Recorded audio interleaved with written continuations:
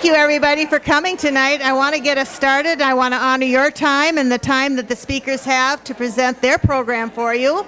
So come on in, find a place that you can see and hear.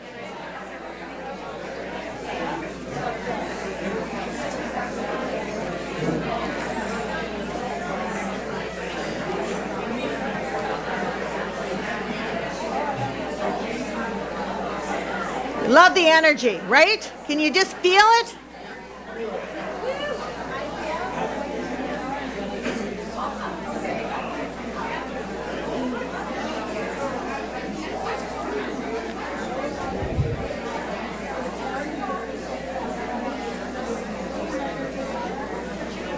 Hey, Cindy, I think you got it. Do you want me to shout one more time? I think you're under, I got it. I can speak loudly, but the microphone helps. I want to start out by saying thank you for showing up this evening. We want to welcome you to being a part of this amazing event, She Shattered. Women sharing stories of the workplace challenges and opportunities. My name is Cindy Bruflat. I'm the president of our Lakes Area League of Women Voters. Thank you again for being here.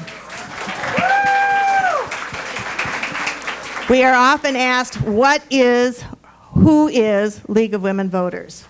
Our League of Women Voters mission statement states, we are a nonpartisan organization that encourages informed and active participation in government, works to increase understanding of major public issues, influence public policy through education and advocacy.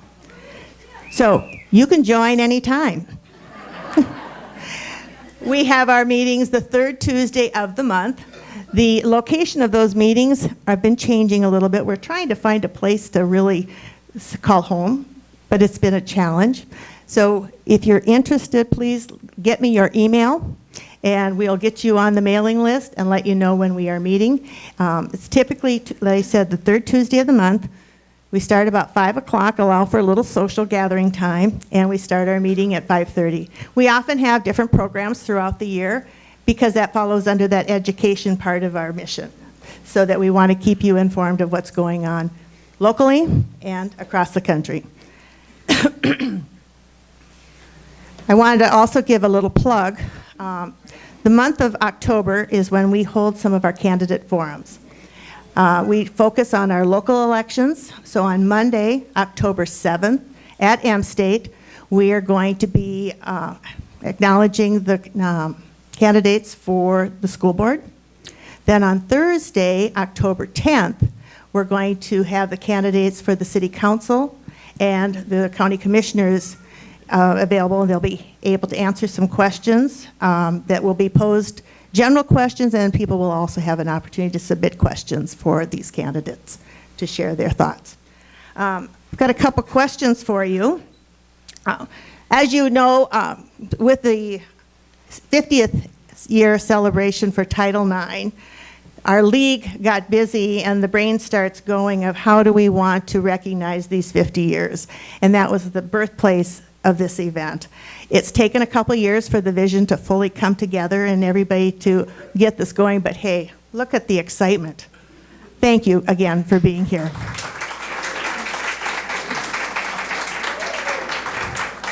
Do you know when women were no longer denied the right to vote? What year was that? That wasn't really that long ago when you think about it, right? I have a personal story that I like to share because it's really formed a lot of my opinions in regards to this journey that we've been on these last 50 years. I graduated high school in 1971. When was the Title IX? 1972. I spent 2 years of my high school career walking around with the petition to get girls' athletics in the school. I'm also from the rural Minnesota area, and we didn't have girls' sports. My degree in college was in Phy Ed and Health, and so I'm going into college again with all the kids that come out of the metro area that have had the opportunity to play sports for the last couple of years, but I was encouraged to get a coaching certificate because we were on the rise. We were going to be competitors. So I did, and That was also at a time when there were a lot of teachers coming out of colleges because that was one of the main choices women were given. If you wanted to be educated, you could be in the medical field as a nurse, you could be a teacher, or you could work in an office. Ladies? Ladies? All right. So we've come a long way, right? Okay, another question, adding to my personal story. I lost my father in 1970. So my mother was on her own. I was the oldest of 4 children. And I had the opportunity to watch what she had to live through to gain independence financially. That was at a time when women could not open their own checking account. You couldn't get a credit card in your own name. So you buy time as you're establishing your own identity in that financial world. So I can get on my soapbox once in a while. In 1974, Congress did pass the Equal Opportunity Act. And that was the time when we really started to see financially opportunities come for women. I've talked to many of you, and you've shared some of your stories of challenges that you faced through those years before we had that given to us. This is why we are here. We want to let those challenges be heard so that we continue to move forward. I want you, when we are all done with our speakers and we get to go down and open up the exhibit, I want you to pay attention to that timeline and some of the firsts women have made over these last number of years. It's quite remarkable. And we are going to really highlight some remarkable women from our area tonight as well. So I would like now to introduce Carol Newstead. Carol is our League Vice President and Voter Service Chair, and she's going to introduce our first speaker. Thank you.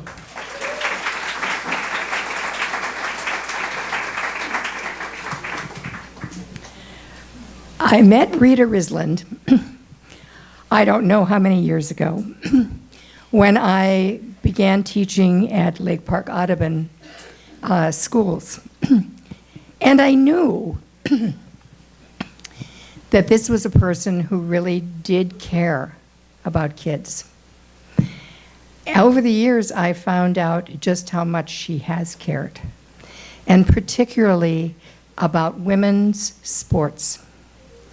I don't think it is an exaggeration to say that without people like Rita and the people she worked with, there would not be a Simone Biles or a Katie Ledecky, or personally, my great niece, Jersey Horner, who is at UND on a full track scholarship, pole vaulting. So it is my great pleasure to introduce Rita Rislund and have her tell you her story.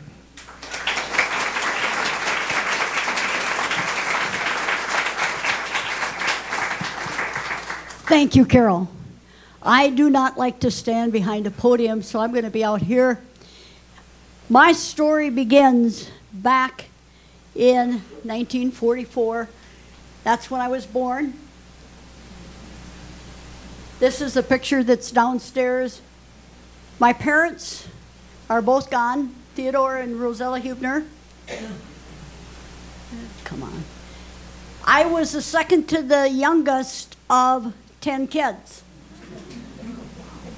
All of them are gone except I have one brother right here, and I have a sister here and a sister here.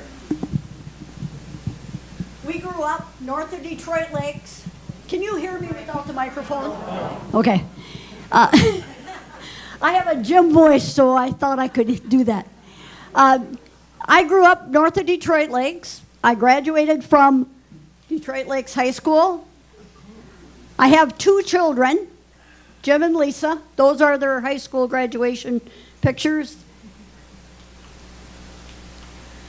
This is me when I was little. That's the earliest picture I have of myself. And then my youngest sister and I, we did a lot of fishing because we lived on the lake. Go stand in the lake and throw your rod out and fish. Early years, that's when I was really young. The picture on the far left is a one-room schoolhouse that I went to school. We had K through 6, and then we came right here to this building, which was the junior high at that time. And I have 5 classmates here that joined me at that school as 7th graders. We all graduated, and then I was a candy striper at St. Mary's Hospital at the time. I graduated in 1962 with these 5 young ladies here. And the picture on the left is the old logo from Detroit Lakes High School. It's changed over the years, but I made that cake when my nephew was still in school.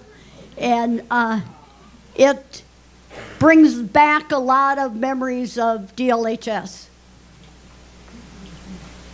After I graduated from high school, and during high school, I was very, very upset.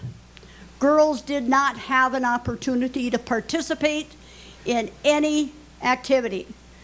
On Wednesday night, you could go in the gym for a couple hours and you could play if you wanted to. That was the only opportunity we had. And if the boys had practice, well, you're out. So it wasn't every single week that we got to be in there, but we did get that, and it was called GAA. Then I went to Moritz State, and I was really interested in physical education because I saw that as an avenue for females to be able to start participating in athletics.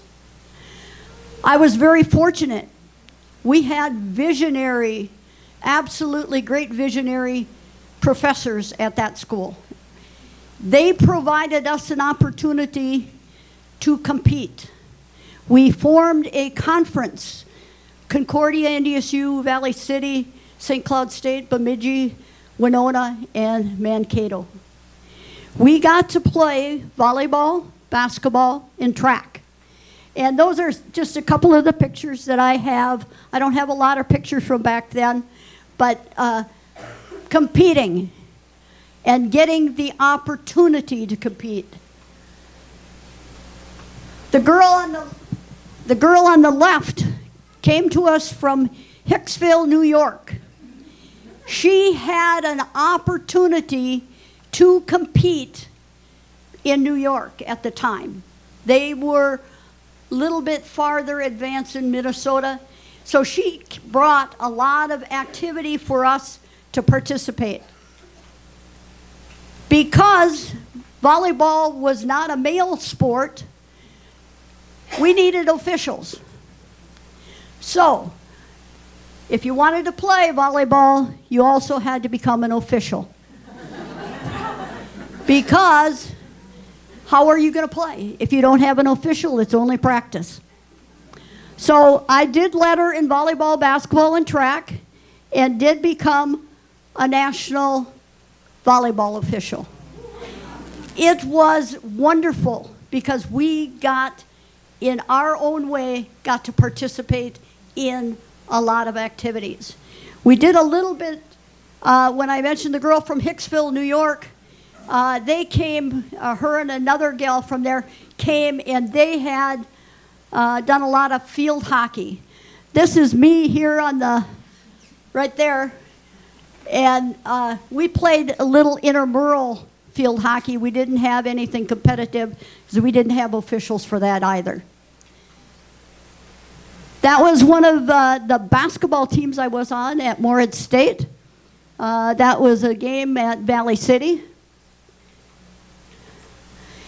Then I finished college and went student teaching. Great opportunity. I student taught at Fargo North. Fargo North had just become a school in 1966, and this was the spring of '68. So, their student teacher and I went to our advisors and said, Fargo North doesn't have a track team. Can we start a track team? Well, yes, but we can't pay you, and we don't have uniforms. But Fargo South had a team. These gals that you see here have Fargo North Pep Club for our uniforms. That's what we used. And those girls there qualified for the state meet, which turned out to be, in order for us to go, we went with South as our supervisor. We rode the train to Minot, North Dakota, competed for a couple days, and came back. But at that time, no medals. They got ribbons. But what a wonderful experience to young ladies that never got the opportunity to compete before that.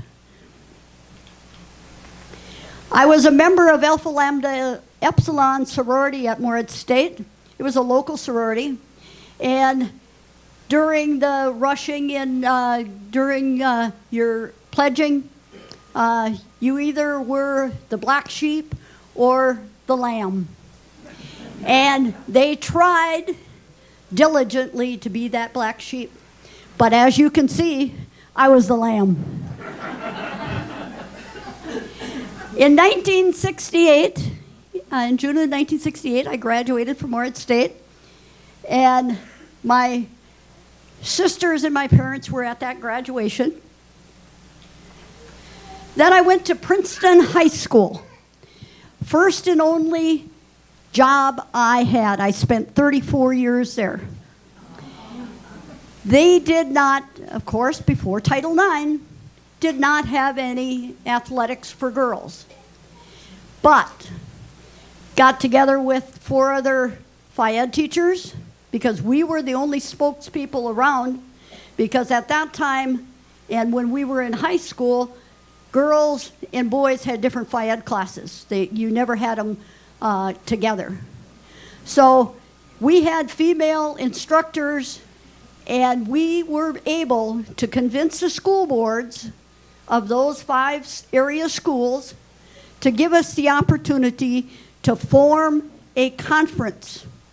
And so there were 5 schools, and of course, no uniforms, no pay. You did it as a volunteer. It was that important to all of us to be able to give that opportunity to women. And these young ladies thrived. Our uniforms were our Phi Ed pennies over our Phi Ed uniforms, and we took masking tape with markers to make the numbers. That was my first basketball team.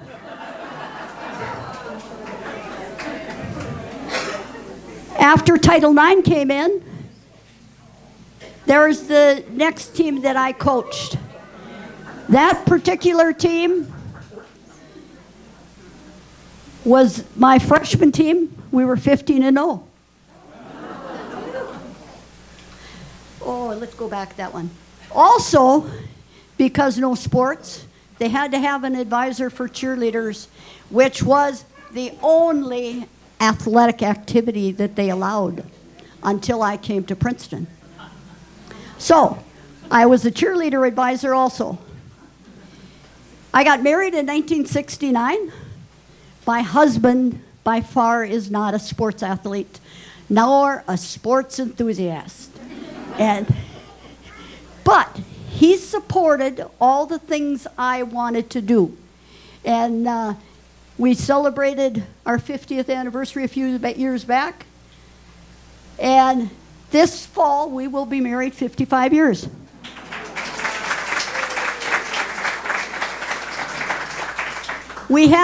It was important for me as the athletic director in Princeton High School to make sure that we recognized both male and female with an emphasis on the female gender. But we put all of the sports. I had a young lady from an art class come in every day, and she put that on my office, one of my walls in my office. It's still there today. 1990, let me think now. 1991, 92, I became an athletic director. It was a time when females weren't really encouraged to be in that area.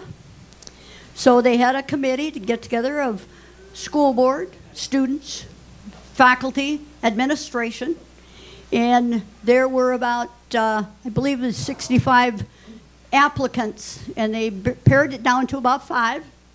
And in that final interview, I was lucky to come out on top. But it was only half-time. You had to teach half-time. Not like the male predecessor. He had a full-time job. So I did enough things, and I had a superintendent at that time that didn't care for females being in those positions. So he called me and he said, please come to my office and we'll visit about what's going on in the activity field within Princeton High School. I said, well, can you tell me what you want to talk about? What do you want to know about? And so he told me. So I put together a document and went over to his office at our appointment time, laid it on his desk, and I said, I'll give you a few minutes to take a look at the information for answering the questions that you asked me. And if you have any questions after you look that over, I said, then I'll answer them further. I think I was in his office for 5 minutes, and he never bothered me again.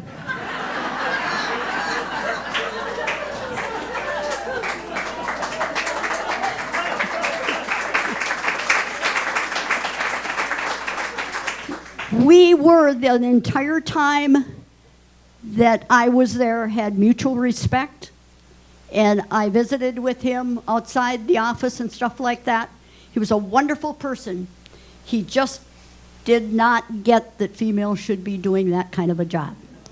I got my master's degree from St. Thomas in 1991.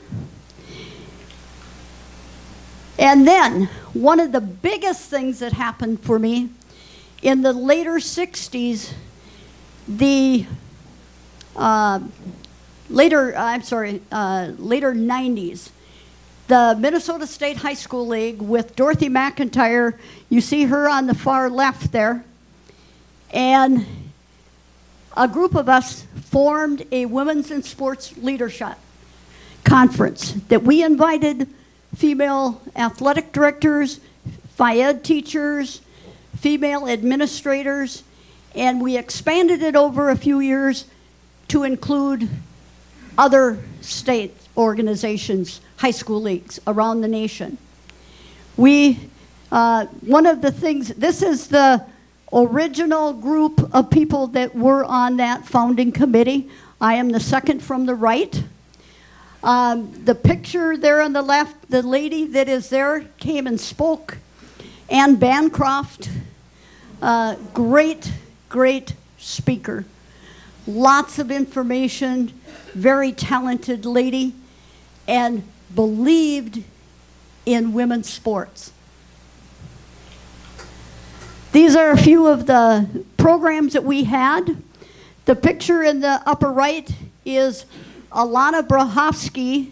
She was from St. Paul, Minnesota. She was on a women's hockey team and that won the gold medal for the United States. And she was one of our speakers one of those days.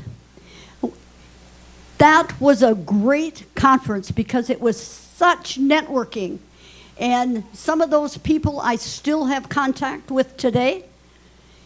And we still talk about the importance of what women's in sports leadership is. We also, during that time with the women's in sports leadership, got equity rings. We could choose what color we wanted. And I have my ring here. I chose red. And what it says is fairness, justice, and equity. And on one side has a female symbol, and the other side has a balanced scales.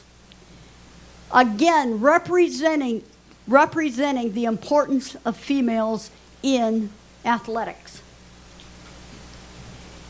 My leadership roles within being an athletic director, and I was in the Rum River Conference, all males, but I have to say, I was never, ever looked down upon. I was respected and got a lot of roles with the chair of the 7AA committee, which was all male, except the fine arts representative was a female that was on that committee. Otherwise, it was all males. But I had a great experience, and I can never say that I did not get treated fairly just because I was a female.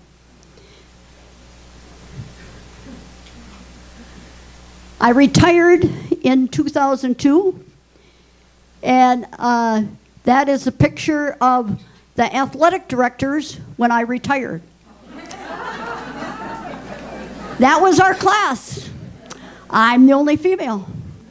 At the time I became an athletic director, there were maybe 25 statewide. Now there's a lot more. There's a lot of disparity in numbers, but we have a lot more females, and we did have one that became president of the Athletic Directors Association. Since retirement, I remain active in the retired ADs. I've been the president of the retired ADs for about 10 years, and I don't foresee giving that up in any time soon. In 2014, I was recognized as an outstanding official. I officiate volleyball, and I start cross country and track meets. So I keep myself active. I have a partner when I do these things. My son, James, is my partner in volleyball, and he's my recall starter in track and cross country. This is the finish line at the state track meet. My son is there behind, right there. He was on that finish line. We were there for a number of years. That no longer exists because of all the technology. They have more cameras at the finish line than anything. So I also stayed connected to former athletes. About 3-4 years ago, the gal that I coach volleyball with at Princeton, some of our former student athletes called us, said we would like to have an alumni tournament. Would you come back and coach us? There we are. And I had a bandana like they have their number 8s. They got one for me that said Riz on it because that's what they called me when I was in school.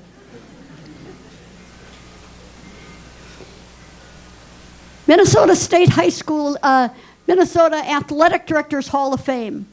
I became one of the few females that were ever inducted into that also. I believe I am the 4th female to ever get inducted into that organization, and that was in 2021.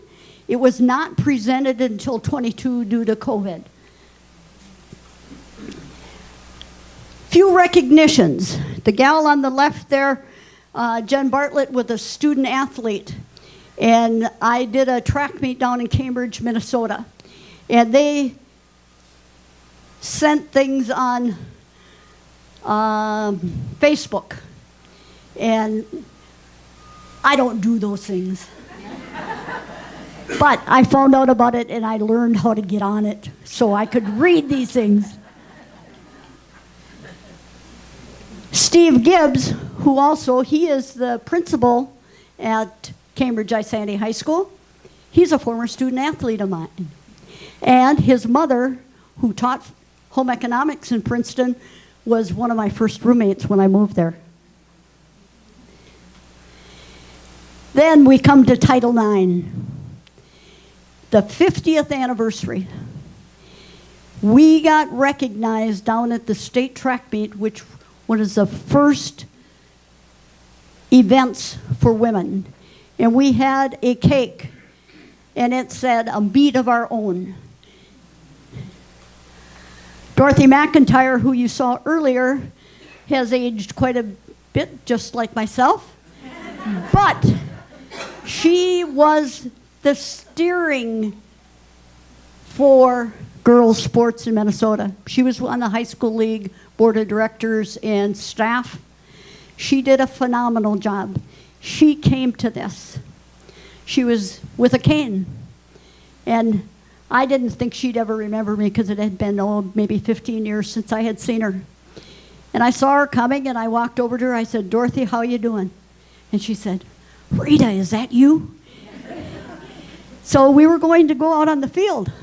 Oh, and Lisa Lissamore is the gal from the high school league that did phenomenal things. She was on the first team from St. Paul Central that won the first state girls basketball tournament in 1974. This is that celebration that we have at the state meet. There were 60 to 70 of us on there, and Dorothy and I are out there, and the gal here is Sue Alstrom from International Falls. She received the first gold medal in the shot put at the state meet. That was the first medal ever presented to a female at a state meet. Dorothy McIntyre is wearing that medal in that picture. 50 years of Title IX. I was fortunate. Every state in the union was allowed to nominate someone, or they could have a couple more if they wanted, but recognize them nationally. And I was fortunate to be one of 3 from the state of Minnesota to be so honored. I'm the second female starter at the state track meet. Again, the good old boys club. That's what it was. And some of you may remember Kate Grinacher from Detroit Lakes here. She was the first, and I became the second. Funny, we're both from Detroit Lakes. In 2024, last April, I was recognized by the Minnesota State High School League for their Hall of Fame. Best honor I've ever gotten, because it came from Lisa Lissamore, who you saw earlier. She's the one that nominated me. And to get someone of her caliber to think that much of you, to give you that honor, was phenomenal. That's the class of 2024. These are people. I put Tim Layton, he was the media personnel from the high school league. I put him up there because his cousin is Jeff that owns the radio station here. Wonderful guy, wonderful guy. And then, of course, Lisa Lissamore, who nominated me. That's my ring. I have it on, but you can see it better there. And the reason I put that picture up there on the left, the female in that picture, when I talked about going to Princeton High School and starting those activities, she was a recipient of Title IX. She ran track for Foley High School. She ended up, when she graduated a year or so later, with a scholarship to St. Cloud State. What an honor. And her and I taught together, and we coached volleyball together. John, the 3 of us were a team at Princeton and Fayette. These are some of the other people that were so honored. On the left, first of all, is my grandsons, twin grandsons. I told them they had to have a shirt and tie that day, and they didn't disappoint. This is my son Jim and his daughter, I gotta look now, Kristen, which one I got. I got asked the question in my interview, what helped you overcome those barriers? And I think any female sitting in here can answer the same way I did. Personal drive in a circle of women who have the same goals. It became a movement. Many of these women did not have an opportunity to compete in high school. Since Title IX, we have passed the torch to the next generation of females. I've always had the support and encouragement in every job I've had, and especially for my husband. Advice to young ladies today: be your own person and pursue what you know in your mind is right. The sky's the limit. Always believe in yourself.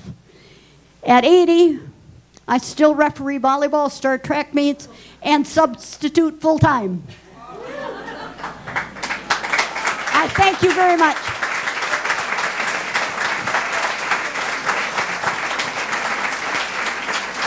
Thank you, Rita. Super. We don't need this anymore, right? Nope, but I do need this. Okay. Wow, let's have another hand for Rita.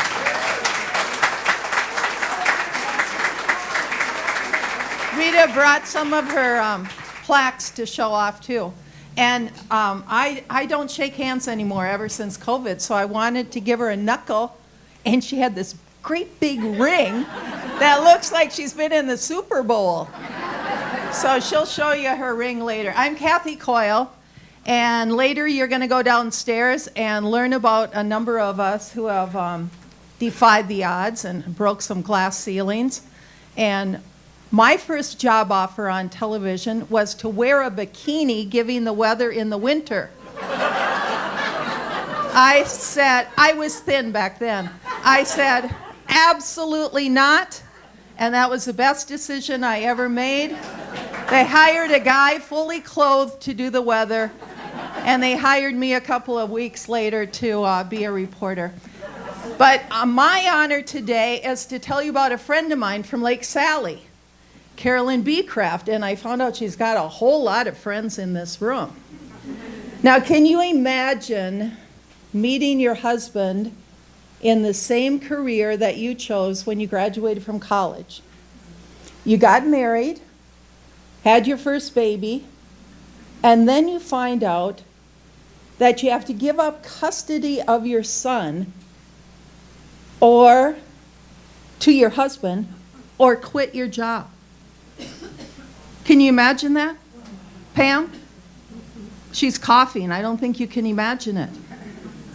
Well, that's exactly what happened to Carolyn Becraft, graduate of UND, went off to be in the Army, and getting either a pink slip if she stayed with her son in the Army or had to quit. I mean, well, I'm going to ask her to tell this story because she outranked her husband. He was on his way to Vietnam, and that's what the Army expected. Well, they picked on the wrong woman because Carolyn did go home to North Dakota with her son, but she got a big fat grant, and she interviewed a whole lot of women who have been mistreated by the government.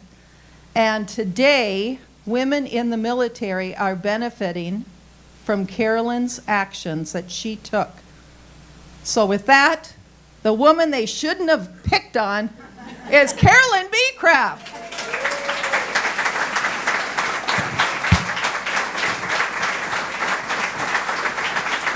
Do you want that or this?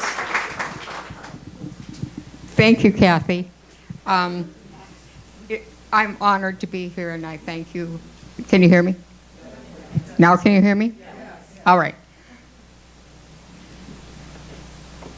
Is it better if I'm here? All right. I think I better turn that off, though. This is high tech. Oh, well. I'll give that to you. Thank you very much. And Rita, what a hard act to follow. I mean, really. I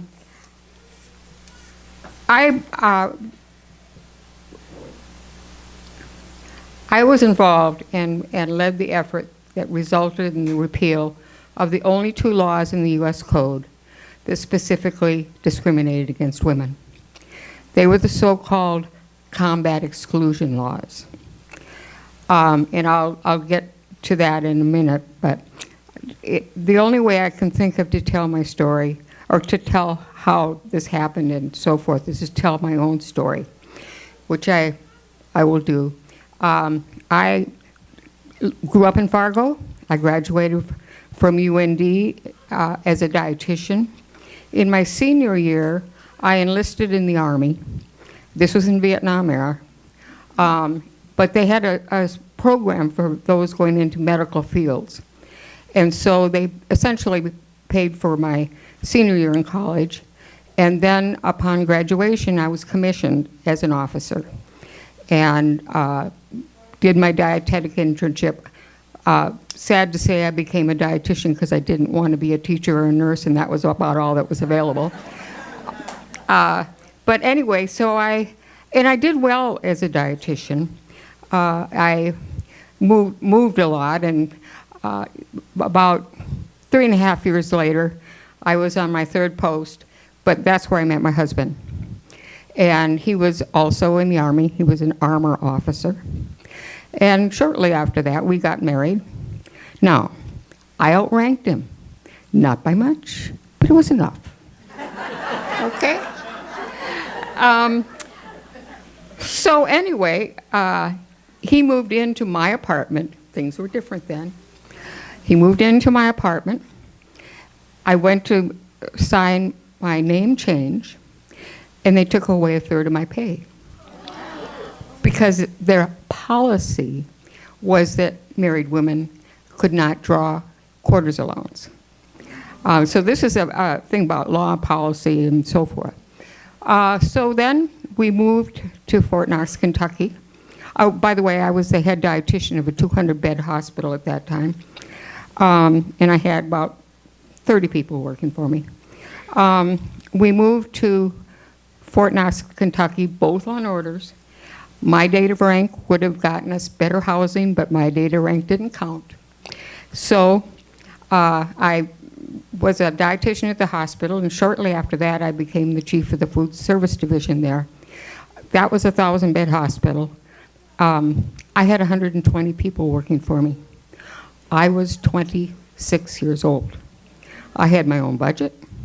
I had all these people. And we did really well, maxed the inspections, et cetera, et cetera. So I learned I was pretty good at, a real generalist. But anyway, so then as Kathy alluded to, I got pregnant. And they did make me that offer that I could stay. And they had, at that time, they knew the laws were changing. There were suits by flight attendants, teachers. So the Army knew they were going to have to change. They didn't quite know how to do it. And they had a vested interest because I was the youngest person to have a job of that position as a dietitian. And, I had done well, so they did make me that offer, that I could stay if I gave up total custody of my child to my husband, who was on orders to Vietnam. Now, what do you think they thought he was going to do with the child? I mean, really, let's get real. Or to my parents. So they made me an offer that, obviously, I chose not to accept. So I went back to Fargo.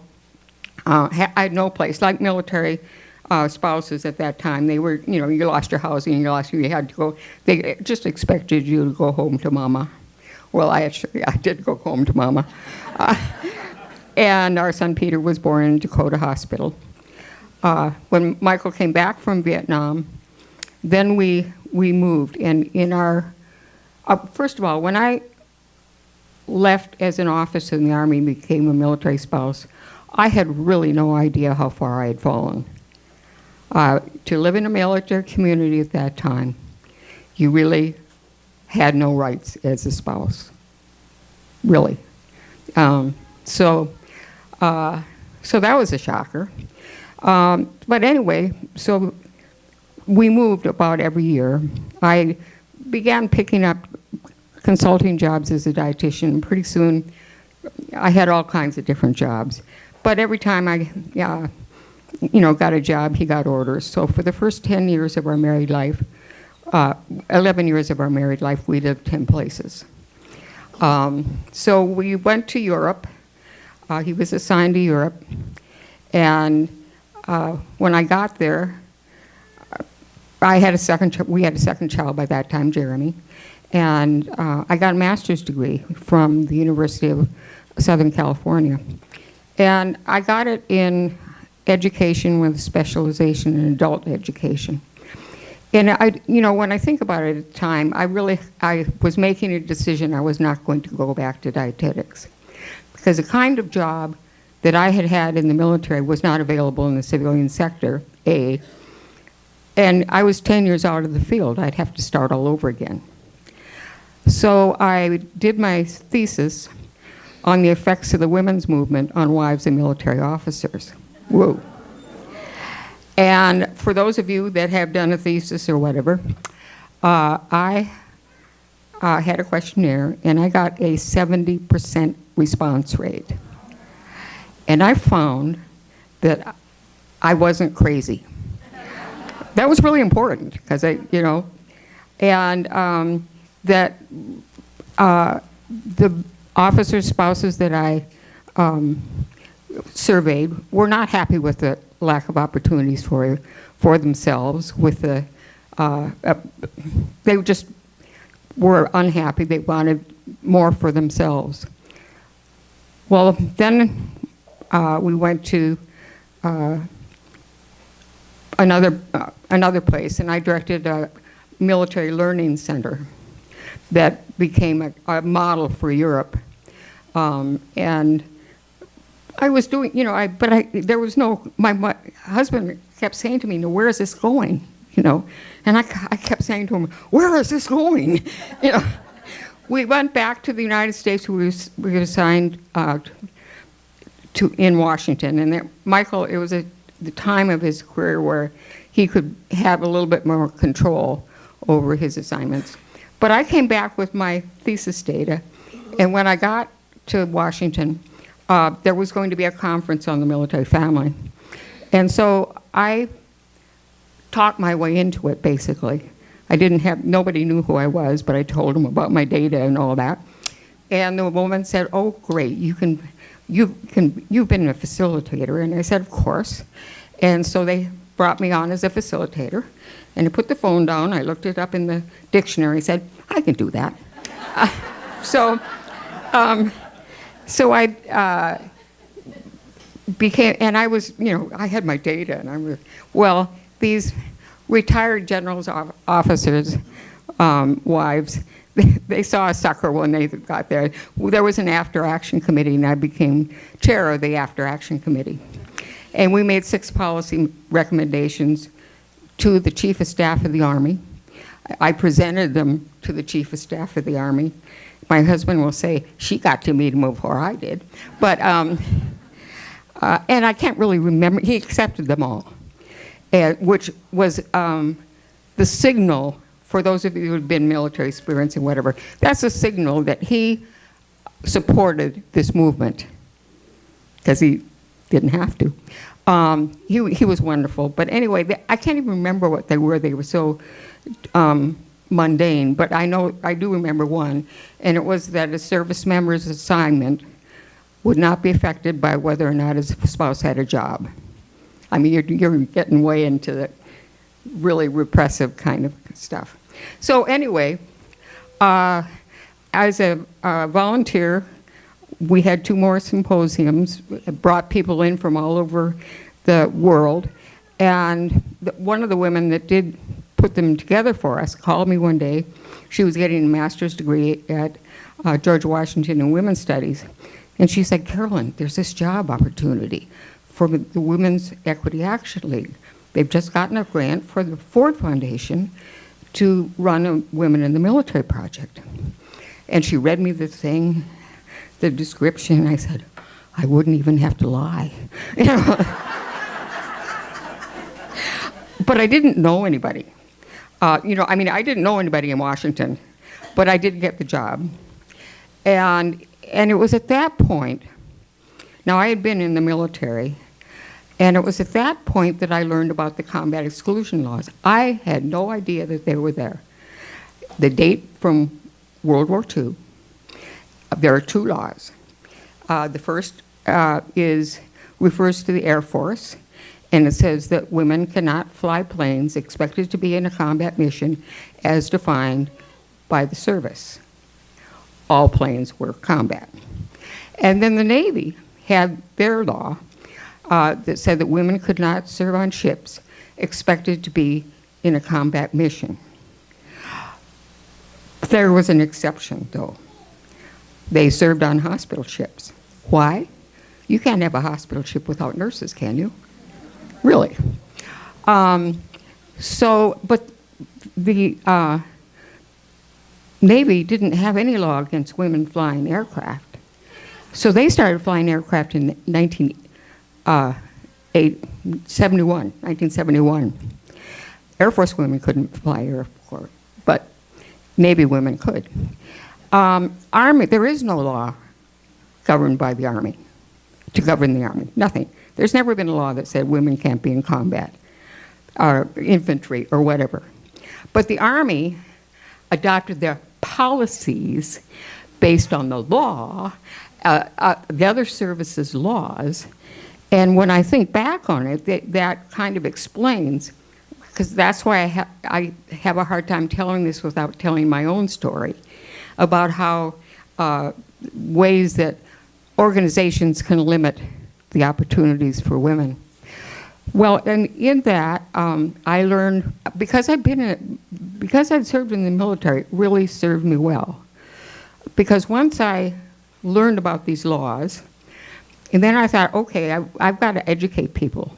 But I had the Ford Foundation grant. I had money. Money is a good thing, a really good thing. And I had the imprimatur of the Ford Foundation, another really good thing. So I started networking. There were meeting armed services staff, et cetera, and military women. I couldn't be successful if I didn't have the support of military women. They had to be able to trust me. And because I served in the military, that helped. And boy, once they did, they were the best sources I ever had, and they were wonderful. So I had a long-term strategy. I'm kind of a long-term person. Here's where I want to go. I don't quite know how I'm going to get there, but this is where I want to go.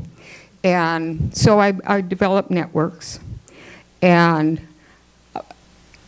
did a lot of media, a lot of press. I developed fact sheets to explain, because the differences in the policies and other countries and what they were doing, et cetera, et cetera.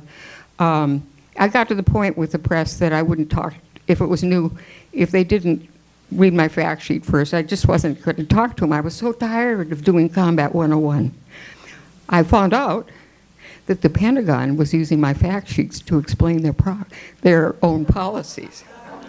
I used their data. All the data I used was their data. I just interpreted it, put it in a form. But so the military never came after me. By the way, my husband was still in the Army at that time. It was a little difficult for him, but oh well. Over the period of about 8 years, it was just chipping away, pitting one service against the other, and making small gains.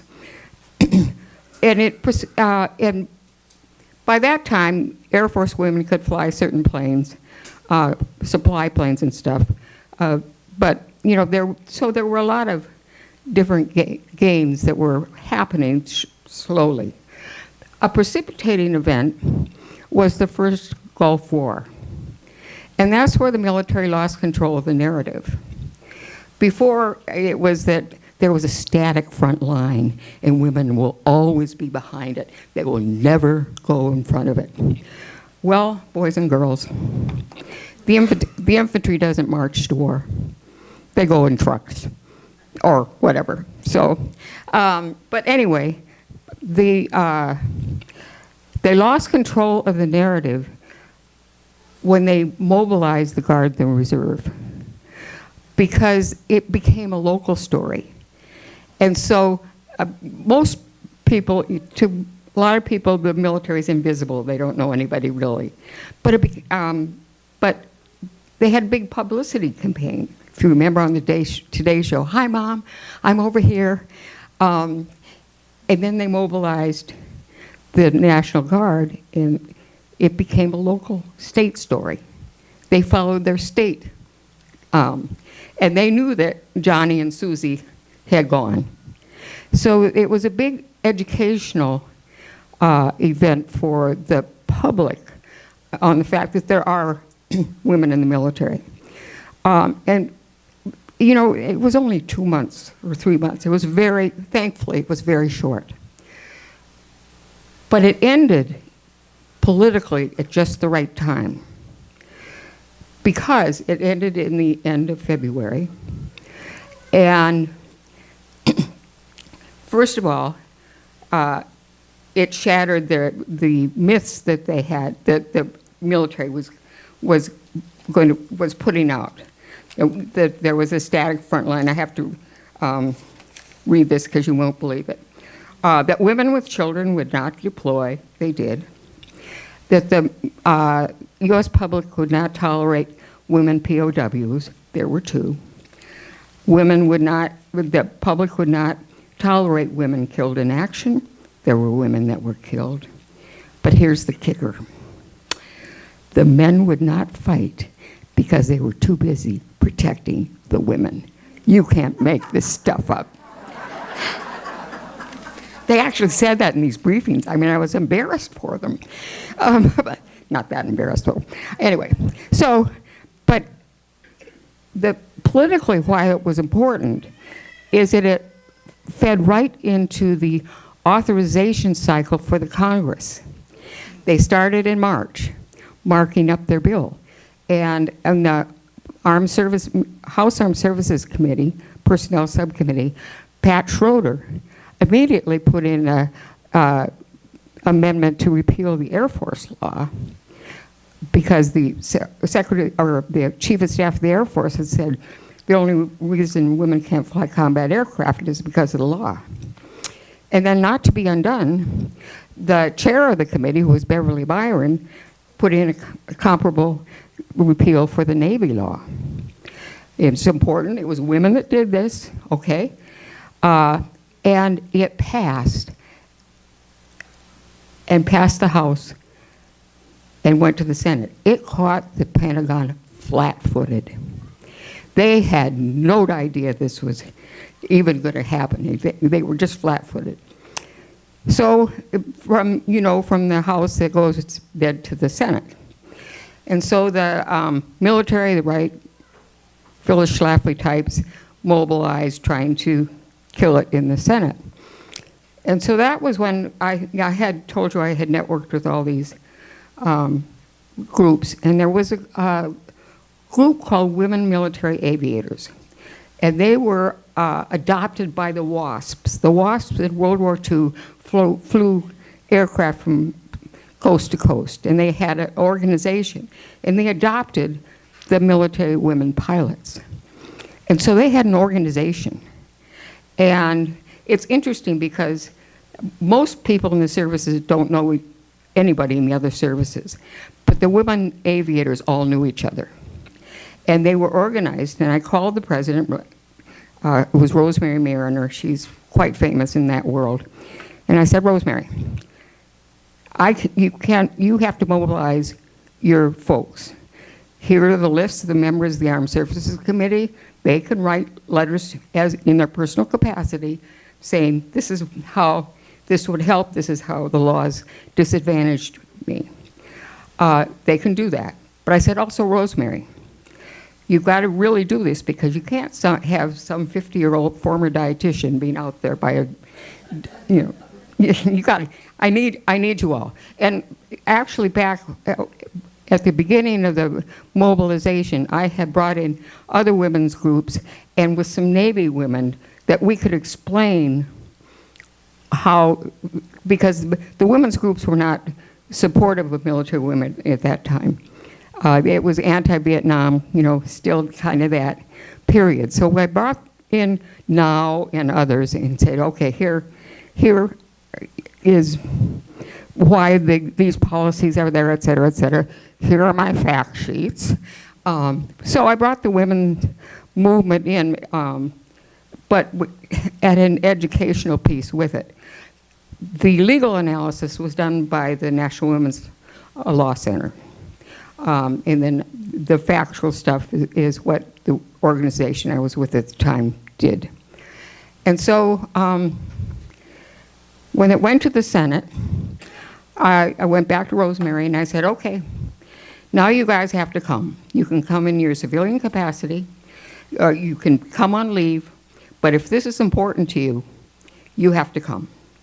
These women pilots flew in from all over the United States. And we broke them up. We had groups to hit every Senate office. And we broke that up with a military woman in each group. The conservative women's groups took the conservative members. The liberal women's groups took the liberal members, and then we kind of mixed up the rest. But there was always a women pilot in one of these groups to educate, not lobby, to educate. They were gorgeous. I have to tell you, they were the most gorgeous people you've ever seen. And we walked into the Senate office buildings, and they were people. Who are they? Who are they? Who are they? Actually, the Navy Legislative Affairs Office pulled Rosemary out of the group and said, you know, you can't be doing this. What in the heck are you doing? And Senator Roth called the CNO and said, get your boys off of her.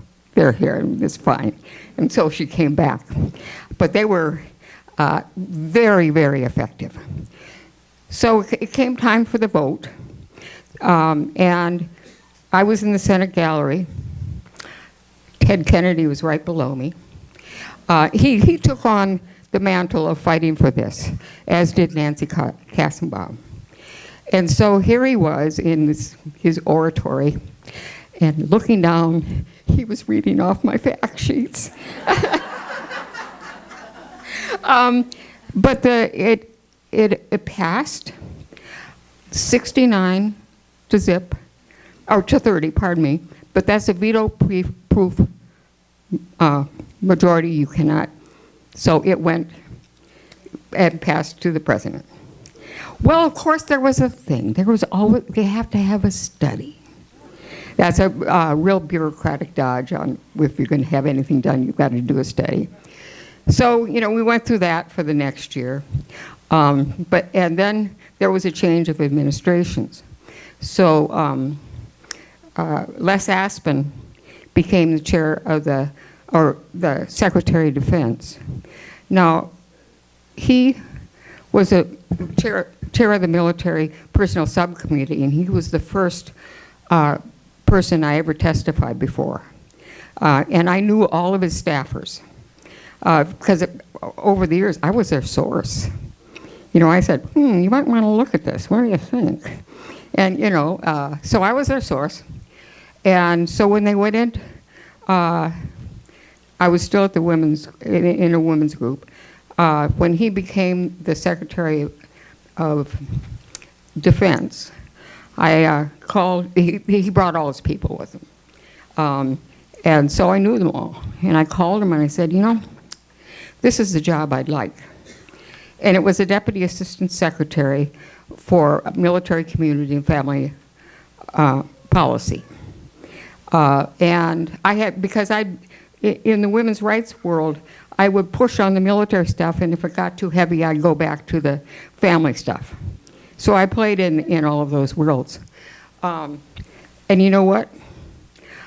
I was never interviewed. They just sent me the papers.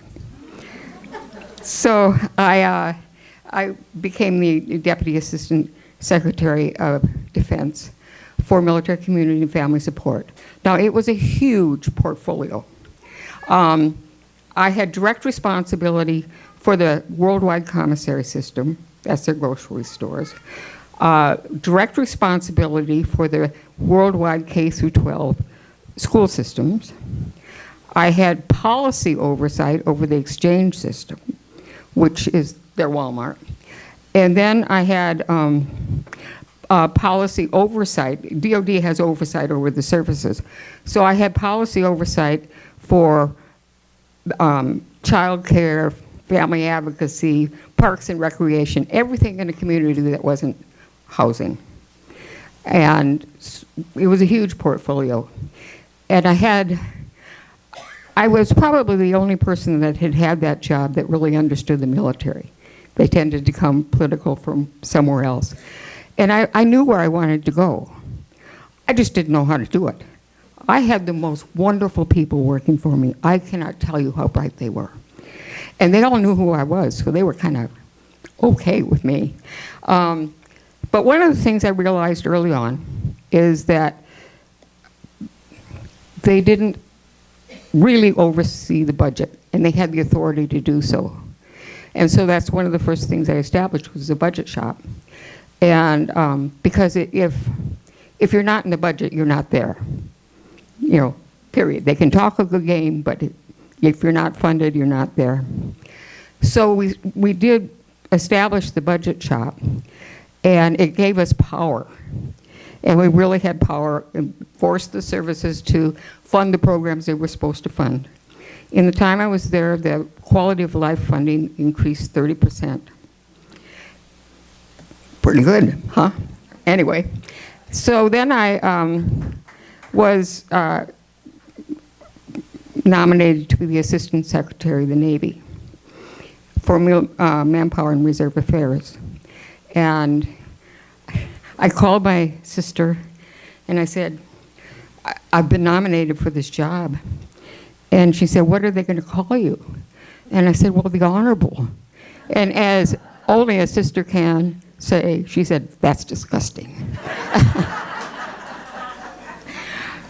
I did become the Assistant Secretary of the Navy for Manpower and had that job for, well, in '98, I went in and I left at the end of the Clinton administration in 2001. No, 2001. Well, time flies. But anyway, there has not been a woman in that job since. I probably scared them. I don't know. But, you know, I really was privileged to be selected. I do not have Navy experience, obviously. No, I do. Oh, yeah. I'm the Honorable. I got it. But, you know, it was, it was just a great ride. But now I want to go back a little bit and say about how these policies and things work. Remember, back to the repeal and the war ending at the end of February. If it had ended in August, we would not have gotten it. If the timing was right. Everybody loved their military and from their state and whatever. Rah, rah, rah, aren't we great? If it had happened at any other time, it would have been years. So what has happened since? And what's the difference? The military is a career that has certain steps at every grade level. So it's additive. And so when the laws passed, the women that were going to start going in could follow a career path. But women that had been in the military couldn't go back and pick these schools up or whatever assignments. So it has taken about 30 years to grow the number of women. And I want to say another thing about it for women and anybody in the military. It's a good political credential. People run on their military service. So to date, well, the Wikipedia isn't quite up to date and it's hard to find, but there have been at least 10 women who have served in the military that are members of Congress. There are now 4-star flags on active duty. The Army General Laura Richardson commands Southern Command. Air Force General Jacqueline Van Ost commands U.S. Transportation Command.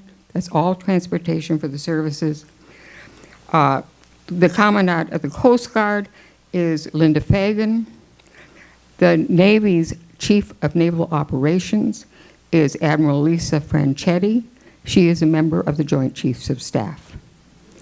And there are numerous generals, 3-star, 2-star, 1-star. It's not an unusual thing, but it has taken that long. Actually, I was at a command, or my aide, oh, this is good. My aide at the Navy was a SEAL. I'm sure that I must have been unusual for him. He was wonderful, though. And he actually became, he was a 3-star. He skipped 2-star, and he was a deputy of the CIA, head of the SEALs. He was the commander who took the first group into Afghanistan. So we had stories. But anyway, so I was back at the Naval Academy for his celebration of life and met the new superintendent of the Naval Academy, who's a woman, a 3-star. I mean, just the modeling that has happened is important, and that's why policy is important. I think women have made many gains, and I would just say I think this election is so important for women, for our children, grandchildren, and daughters. So, with that.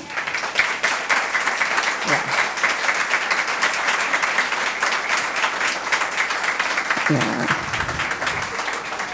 And I guess if anybody has any questions, I'd be glad to, but I may not be able to. Whatever. You will. Okay. Thank you so much.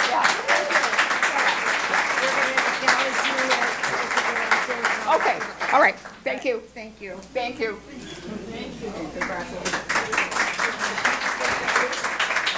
We're going to do a little program interlude before we do the major ribbon cutting. And I had you all, I didn't, we all had you put your name into the bowl for some door prizes. So thank you for sticking around, and we'll see who the winners are. Okay, Cindy, We're going to dig deep, Kathy. Madam President. We're digging deep, Kathy. Joanne McCarl. Come on up, Joanne. Come on. Now, if you, I'll try to go a little deeper. if you don't hoot and holler, I'm not going to give it to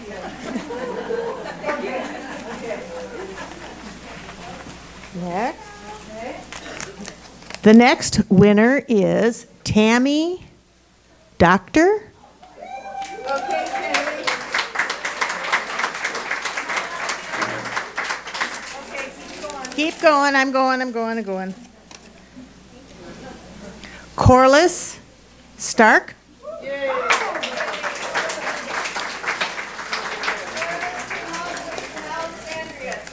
Oh, yay, Corliss!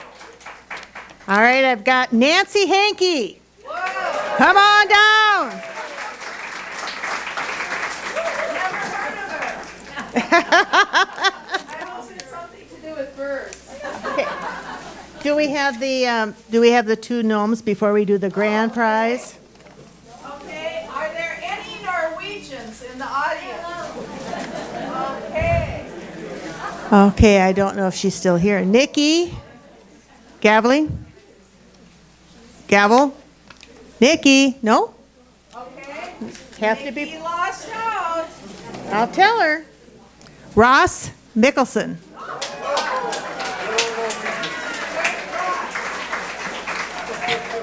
Are you Norwegian, Ross? Are you Norwegian? Yes. Okay. One more gnome is going to John Dady.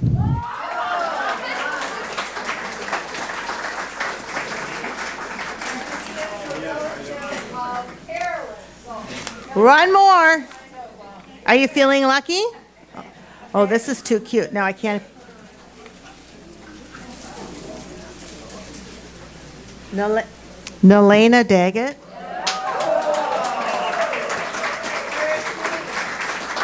She's coming up. How is she related to you? My niece. Your niece, okay. Her aunt is being honored at the exhibit. Thank you so much. One more time from me. Thank you so much for being here. I'm going to turn the program over to Carla next.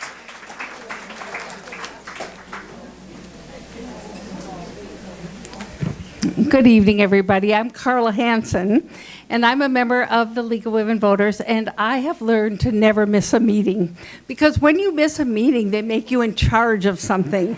So I have to tell all of you, I am absolutely overwhelmed. I'm overwhelmed with the number of people who are here to celebrate the achievements of women in our community who really raised the bar for all of us. And I'm overwhelmed by the village of people who helped put this event together. You know, we put out nominations of women in our community to lift up people who had lived through the changes in women's rights. We had nominations, we chose the woman, and then many of our members interviewed them. You heard Rita talk about a couple of the questions that we asked, which were things like, what advice would you give young women today? We know that our generation, my generation, has achieved many of our rights because of the work of the pioneers. Today, we had women led by Sandy and Jody at the grounds of our courthouse. They're all wearing these banners because they decided we should just have a march and we should celebrate the over 100 years that women marched to achieve our right to vote. And I have to tell you, when those women were standing at the courthouse, all I could do was smile. And then they said, Carla, do you own this street? You parked in the middle of the street. I said, yeah, that would be me. But I also have to thank my mom, who was an elected judge for over 50 years, and my mother-in-law, who would sit down with me when I came home from college and say, what's going on at the campuses? I really think the League of Women Voters needs to do something to involve you young women. So she was a member in the early years, which really spurred me to join the League of Women Voters because I needed to learn more about our elections, getting people out to vote, but also educating me to our political process. So today, as we celebrate these women, we have a wonderful display that we're going to cut the ribbon to allow you to visit with these exceptional women. The first thing I'd like you to know is all the women with these badges on are the officers of the League of Women Voters. You've already met Cindy, you've already met Carol. Celeste is our communications director. She's gotten all the information out. Madeline Suki is our treasurer. Marcia Potvin is our voter member services. So as Cindy said, we welcome you to join us. I'd like the women who are featured in our, as our featured women to stand up, and I will lead them downstairs for a ribbon cutting. So Janet, if you'd stand up. Carolyn, you've already met. Rita, you've met. Laurel Ivers, Kathy Coyle, Adrienne Bubaltz, and Roxanne Daggett.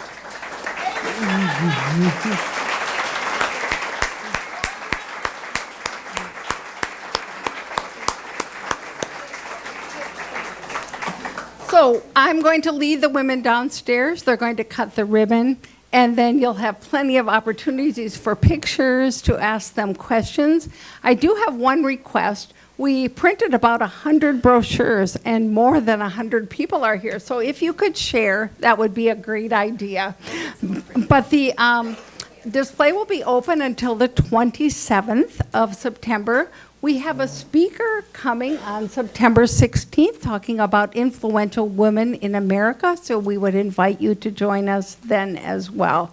Thank you all for being there. You are so precious, and I'm so grateful for all of you.